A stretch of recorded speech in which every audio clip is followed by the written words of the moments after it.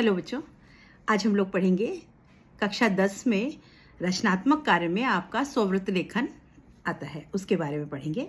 यानी बायोडेटा लिखना 5 नंबर का प्रश्न होता है। इसमें ऑप्शन होता है, या तो आप बायोडेटा लिख सकते हैं या फिर आप उसमें संदेश लेखन कर सकते हैं। तो अगर आपको बायोडेटा लिखना है तो बायोडेटा का मतलब होता है कि हम अपना परिचय देते हैं, हम अपना ऑफिशियल परिचय देते हैं कि हम क्या कौन है, हम कहाँ के रहने वाले हैं, हमारा नाम क्या है, हमारे माता पिता का नाम क्या है, हमारी डेट ऑफ बर्थ क्या है और हमने क्या क्या पढ़ाई करी हुई है, हमारे पास क्या क्या एक्सपीरियंस है, ये सब हम उसमें डिटेल उसमें देते हैं बायोडेटा में। अगर हमें कोई नौकरी प्राप्त करनी है तो हमको बायोडेटा की आवश्यकता पड़ती है और बायोडेटा ही हमारा परिचय होता है, जो बताता है कि हम कौन हैं और हम इस नौकरी के लिए योग्य हैं या नहीं।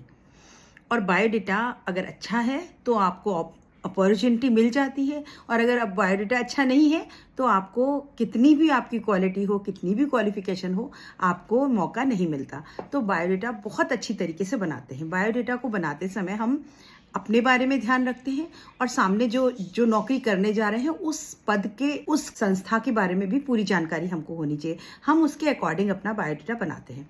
तो अभी जब आप बायोडेटा बनाएंगे, लिखने के लिए आप क्या क्या चीज़ें ध्यान में रखेंगे, कॉपी के नए पेज पर ऊपर लिखेंगे स्ववृत्त लेखन। सबसे पहले ऊपर बोल्ड लाइन में स्ववृत्त लेखन लिखने के बाद आप लेफ्ट लाइन करके, यानी बाईं तरफ से एक के नीचे एक शब्द लिखेंगे।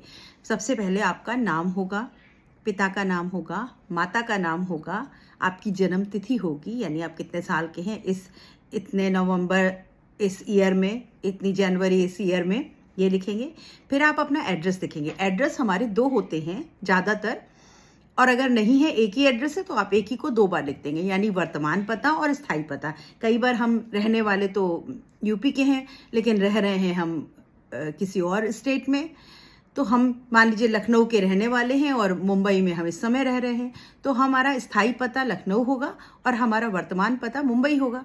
तो वर्तमान पता और स्थायी पता दोनों पते लिखेंगे।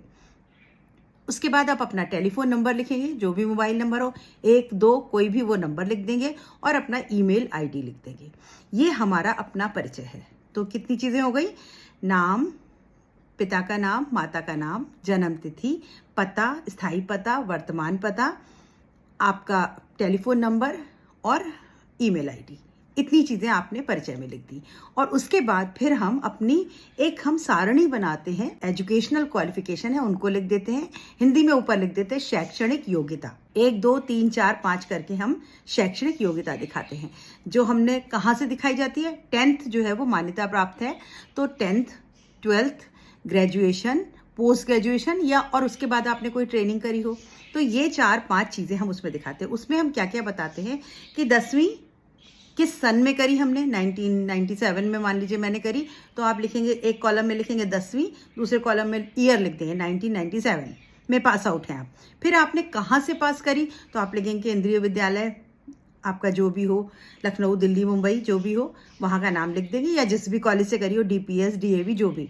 उसके बाद आपके क्या क्या विषय थे, आपके 10th में क्या विषय थे, मुख्य विषय, तो हिंदी, इंग्लिश, साइंस, मैथ्स, आपने अपने विषय लिख दिए।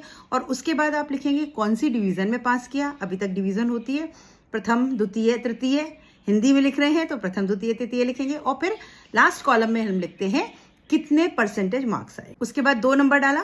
फिर हमने इंटरमीडिएट किया है तो हम 12th क्लास लिखेंगे, 12वीं, 1999, केंद्रीय विद्यालय मुंबई, या आपने किसी और कॉलेज से किया है तो आप उस कॉलेज का नाम लिख देंगे।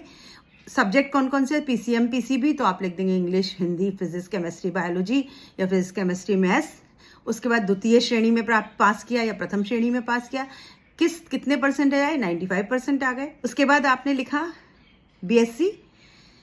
हम जो साइंस के स्टूडेंट होते हैं वो हम BSc MSc करते हैं, जो आर्ट साइड के सब्जेक्ट होते हैं वो BA MA करते हैं, जो कॉमर्स के होते हैं वो BCom MCom करते हैं। तो आपको एक तो डिग्री पता होनी चाहिए, उसके बाद आपको उसके आगे क्या क्वालिफिकेशन स्पेशल होती है वो होनी चाहिए पता। BSc लिख दिया, फिर वैसे ही कॉलेज लिख दिया, सब्जेक्ट लिख दिया, डिवीज़न लिख दी, परसेंट लिख दिया, कॉलेज लिख दिया, सब्जेक्ट लिख दिया, डिवीज़न लिख दिया, परसेंट लिख दिया। इस तरह से आप अपने सारी एजुकेशनल क्वालिफिकेशन लिख दी। अभी इस सारणी को ख़त्म करने के बाद कई बार हमारे पास पढ़ाई के अलावा कुछ अन्य संबंधित योग्यताएं होती हैं, एक्स्ट्रा करिकुलर कोई हमारी योग्यता, कैपेबिलिटी होती है, तो हम उसको क्या लिखते हैं? कंप्यूटर का अच्छा ज्ञान है, या आपने कंप्यूटर में कोई कोर्स किया है, C+ वॉटएवर जो भी होते हैं आप अपने वो लिख देंगे। ये कोई और भाषा आपको आती हो तो आप लिख सकते हैं, मैंने फ्रेंच पढ़ी है, मैंने जर्मन पढ़ी हुई है, वो लिख देंगे। फिर आपकी उपलब्धियां क्या हैं? आपने कुछ प्राप्त किया, कोई अवार्ड मिला है, कहीं कुछ आपने स्पेशल कोई आपने करके कारनामा दिखाया है, तो वो भी आप उसमें लिख सकते हैं कि मुझे वाद विवाद प्रतियोगिता में प्रथम पुरस्कार मिला, क्रिकेट टीम में मैंने इतना बढ़िया अवार्ड प्राप्त किया, पठन पाठन संबंधी मेरा कोई समाचार जो है वो मेरा कोई पत्र अखबार में प्रकाशित हुआ, पुस्तक में प्रकाशित हुआ। इस तरह से आप अपनी स्पेशल उपलब्धियां लिख देंगे। उसके बाद नीचे हम कुछ परिचित व्यक्तियों के नाम लिखते हैं, जैसे जो हमारा रेफरेंस दे सकते हो।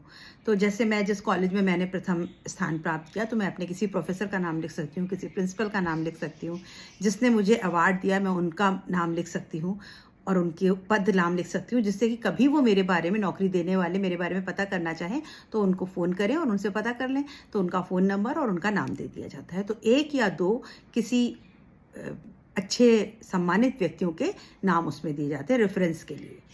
और फिर नीचे आपका हस्ताक्षर होता है, यानी आपका नाम होता है और डेट होती है, जिस डेट को आप ये आवेदन कर रहे हैं, आप जिस डेट को आप बायोडाटा बना रहे हैं। तो बायोडाटा में हम सिर्फ इतना ही लिखते हैं। अभी इसमें आपको समझने वाली बात क्या है, आपको पद के अनुसार आपको ये पता होना चाहिए कि क्या क्वालिफिकेशन होनी चाहिए।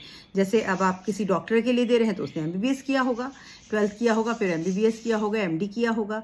किसी इंजीनियर के लिए दे रहे हैं तो आप लिखेंगे कि उसने 10th किया, 12th किया, BTech किया और फिर वो आवेदन दे रहा है।